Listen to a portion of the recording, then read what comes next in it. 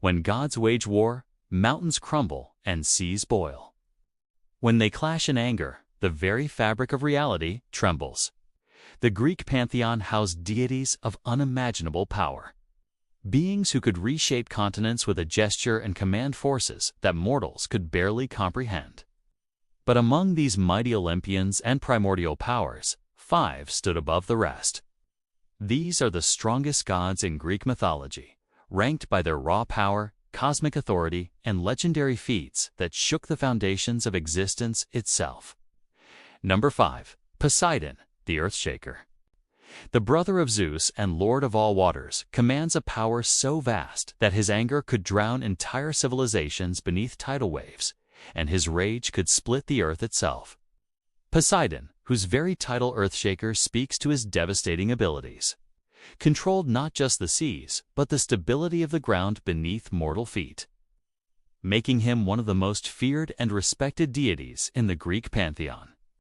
Poseidon's domain encompassed all bodies of water, from the smallest stream to the vast oceans that encircled the known world. With his trident, forged by the Cyclopes during the Titanomachy, he could summon storms that would obliterate entire fleets, create whirlpools that could swallow islands, and raise tsunamis that would wash away coastal cities as if they had never existed. Sailors prayed to him before every voyage, knowing that their lives depended entirely on the sea god's mood. But Poseidon's power extended far beyond maritime matters. His title of Earthshaker was earned through his ability to cause earthquakes with a strike of his trident against the ocean floor or even solid ground. These were not minor tremors, but catastrophic seismic events that could level cities, open chasms that swallowed armies, and reshape coastlines permanently. Ancient Greeks attributed every significant earthquake to Poseidon's displeasure, making him a god whose anger had immediate and devastating consequences. The sea god's strength was legendary even among the immortals. During the Gigantomachy, the war between gods and giants, Poseidon demonstrated his raw power by pursuing the giant polyboats across the sea and ultimately tearing off a piece of the island of coast to hurl at his enemy, crushing the giant beneath what became the island of Nisairos. This feat of literally weaponizing geography showcased power that went beyond mere control of natural forces into the realm of cosmic manipulation. Poseidon's temper was as powerful as his abilities, making him perhaps the most dangerous god to offend. When the Trojan king Laomedon refused to pay him for helping build Troy's walls, Poseidon sent a sea monster to terrorize the city. When Odysseus blinded his son, the Cyclops Polyphemus, Poseidon pursued the hero across the seas for 10 years, demonstrating that the god's vengeance could be both patient and relentless. His grudges were legendary, his punishments severe, and his power absolute within his domain. Yet despite his tremendous strength, Poseidon remained subordinate to his younger brother Zeus, a fact that clearly rankled the proud sea god. His failed rebellion against Zeus, attempted with Hera and Athena, demonstrated that while Poseidon possessed power that could challenge the king of the gods, he ultimately could not overthrow the established order. This limitation, combined with his tendency toward emotional volatility, places him at number 5 on our list. Number 4. Hades, Lord of the Underworld. The eldest son of Kronos ruled over a kingdom that every mortal would eventually enter and from which none could escape. Hades commanded not just the dead, but death itself, wielding power over the fundamental transition that defined the boundary between existence and oblivion.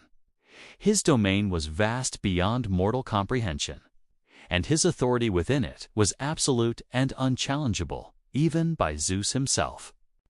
Hades received the underworld as his portion when the cosmos was divided among the 3 brothers after the Titanomachy. And though many considered this the worst realm to rule, it was arguably the most powerful.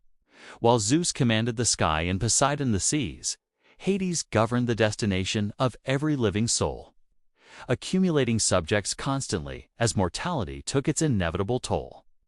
His kingdom grew larger with each passing moment, making him potentially the wealthiest and most populous of all divine rulers.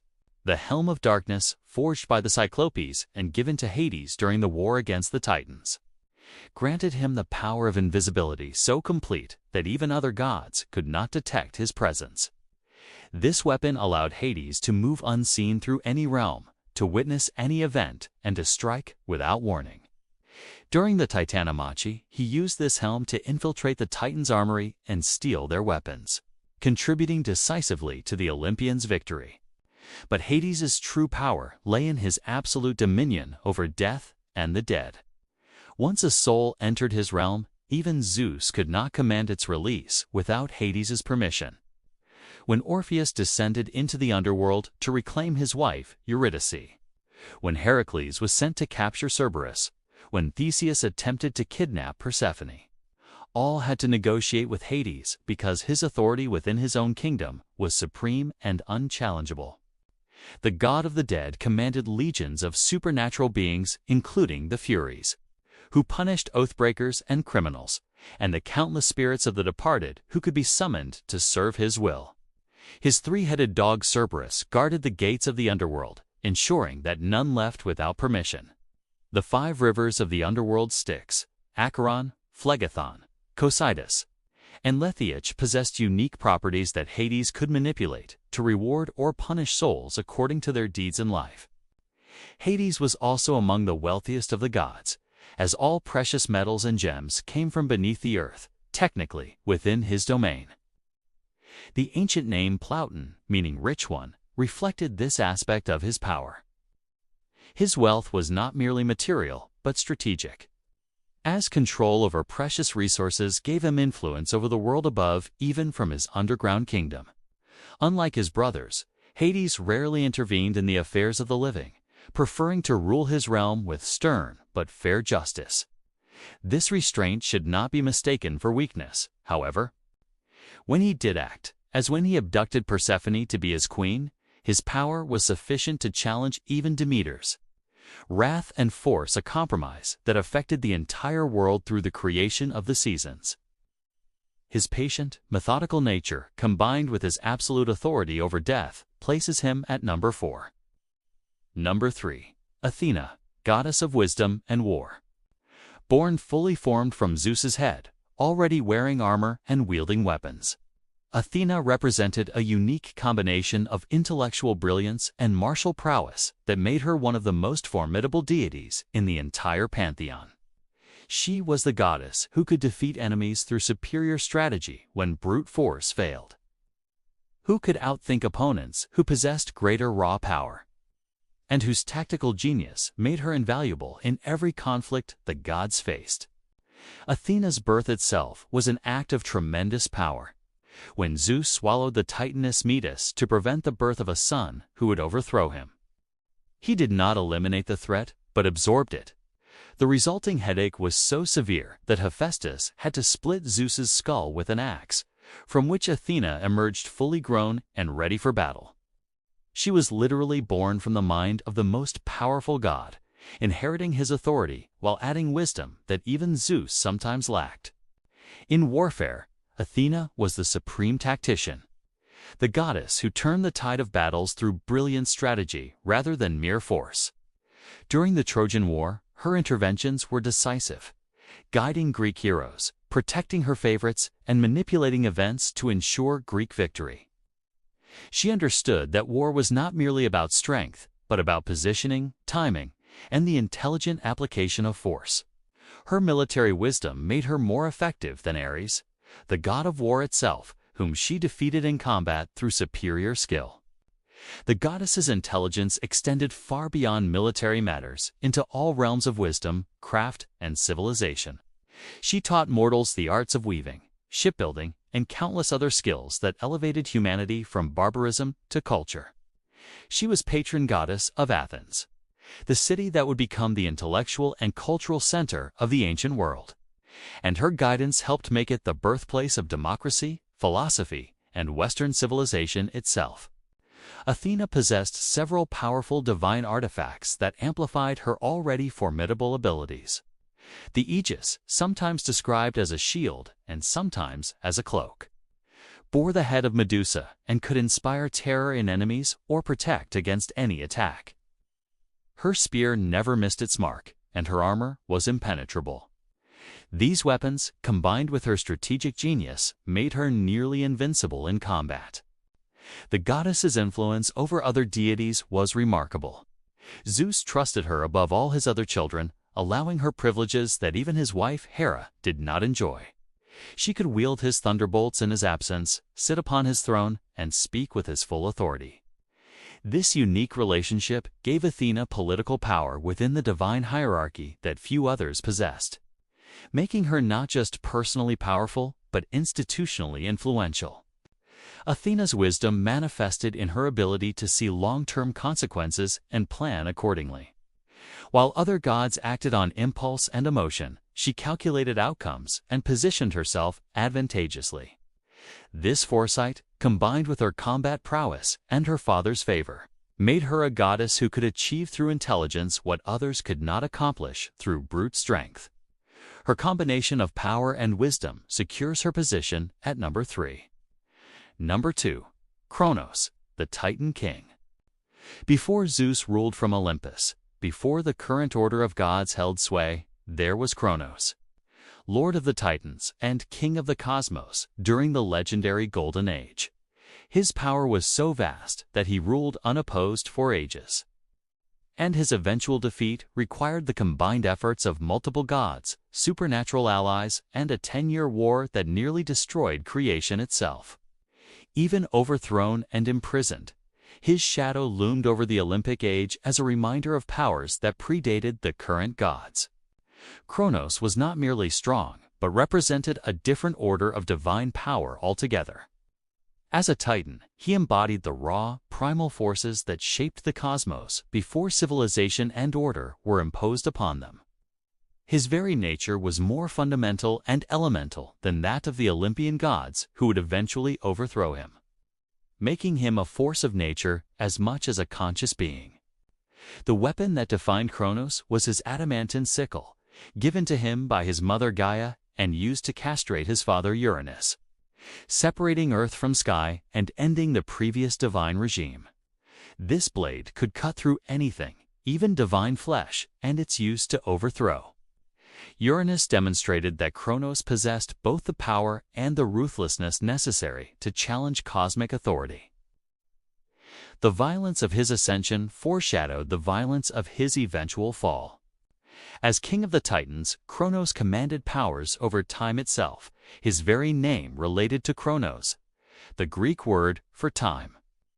Some myths suggest he could manipulate temporal flow, aging enemies to dust or trapping them in moments that repeated eternally.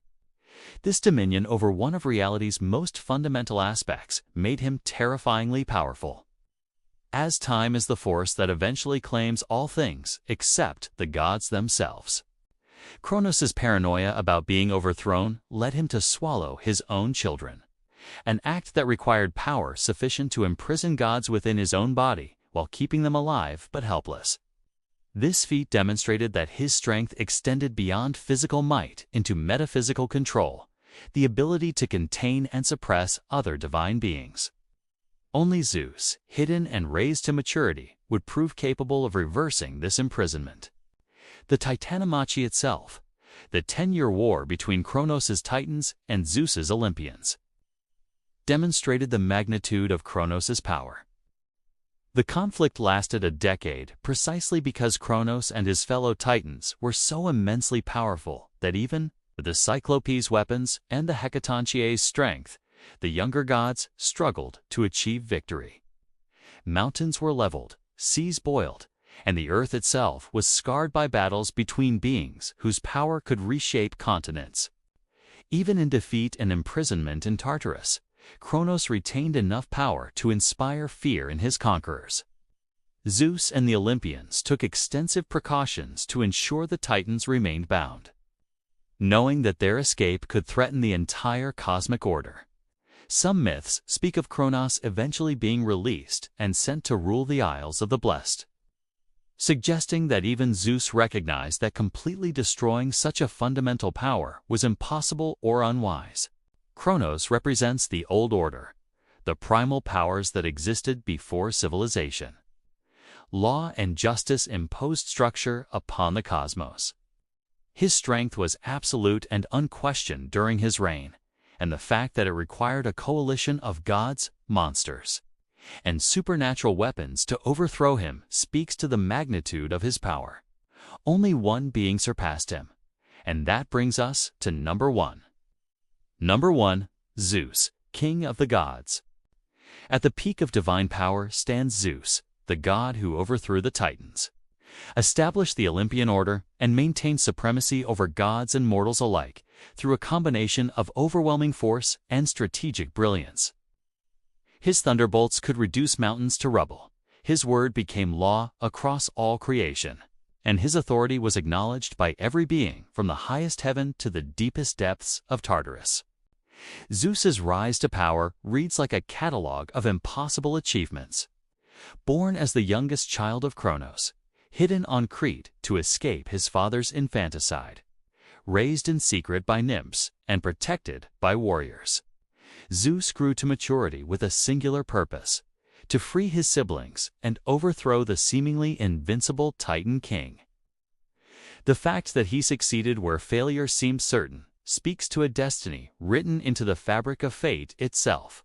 The king of the gods wielded the thunderbolt, the most powerful weapon ever created, forged by the Cyclopes during the Titanomachi as gratitude for their liberation from Tartarus. This weapon channeled the raw power of the storm, the destructive force of lightning concentrated into a form that Zeus could hurl with perfect accuracy. A single bolt could kill giants, shatter mountains, or reduce entire cities to ash. Multiple bolts unleashed simultaneously could devastate entire regions and challenge other gods in combat. But Zeus's true power extended far beyond his signature weapon. He commanded the sky and all weather phenomena, summoning storms that could sink fleets, droughts that could devastate kingdoms, or favorable winds that could ensure victory in battle. He could transform into any shape, from a shower of golden rain to a magnificent bull to an eagle. Using these transformations for purposes both divine and disturbingly mortal, his physical strength was sufficient to defeat the giant Typhon in single combat, the most dangerous monster ever spawned. Zeus's political power within the divine hierarchy was absolute. He ruled not through fear alone, but through a combination of strength, strategic marriages, and the wisdom to delegate authority appropriately. By marrying Hera, he secured a powerful queen. By having children with various goddesses and mortals, he created a network of offspring who owed him loyalty and extended his influence.